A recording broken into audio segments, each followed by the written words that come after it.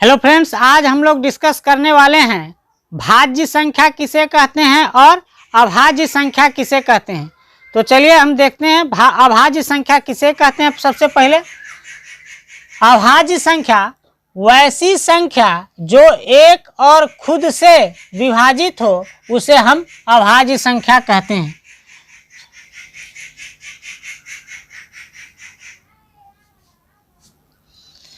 अभाज्य संख्या वैसी संख्या जो एक और खुद से विभाजित हो उसे हम अभाज्य संख्या कहते हैं।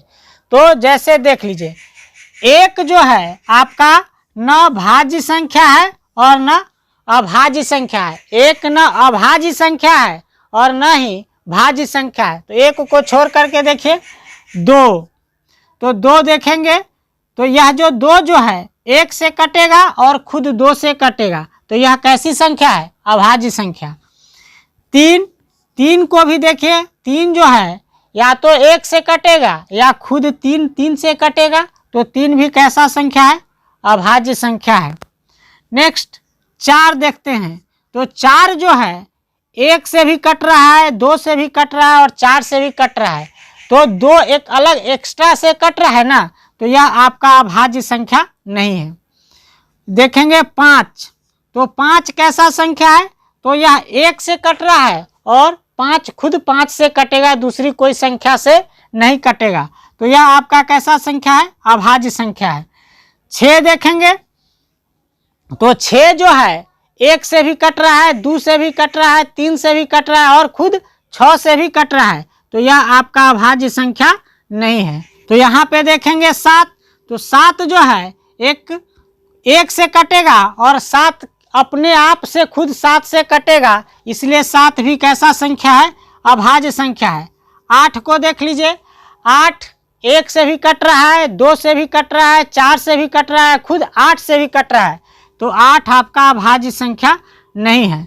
यहाँ पे देखेंगे नौ, तो नौ जो है एक से भी कट रहा है, तीन से भी कट रहा है, नौ से भी कट रहा है, तो नौ आपका अभाज्य संख्या नहीं है।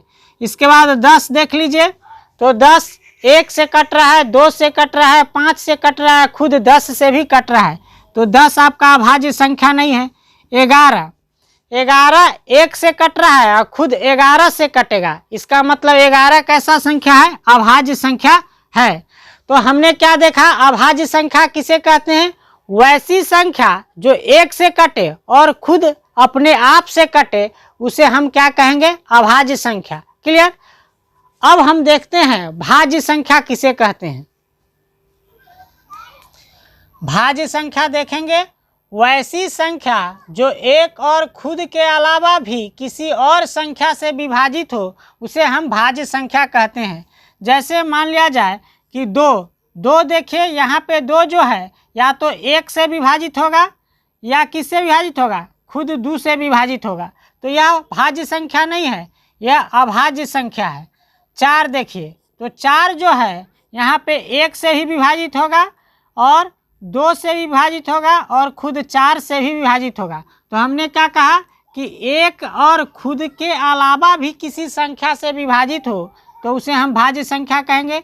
तो चार जो है एक और चार के अलावा किससे विभाजित हो रहा है? दो से विभाजित हो रहा है, इसका मतलब चार जो है भाज्य संख्या है।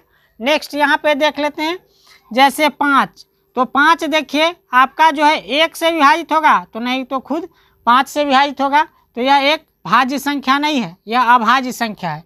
छः को देखिए, तो छः जो है एक से विभाजित होगा, फिर दो से विभाजित होगा, फिर तीन से विभाजित होगा और खुद छः जो है छः से ही विभाजित होगा। तो यहाँ पे रूल है कि एक और खुद के अलावा किसी और संख्या से विभाजित हो तो उसे हम क्या कहेंगे? भाज्य संख्या। तो देखिए एक के और खुद छः के अलावा दो से विभाजित हो रहा है और तीन से विभाजित हो रहा है, इसलिए छः एक कैसा संख्या है? भाज्य संख्या है। क्लियर? इस तरह से अभाज्य संख्या किसे कहते हैं और भाज्य संख्या किसे कहते हैं आपको 100% समझ में आ गया होगा। तो आज भर इतना ही।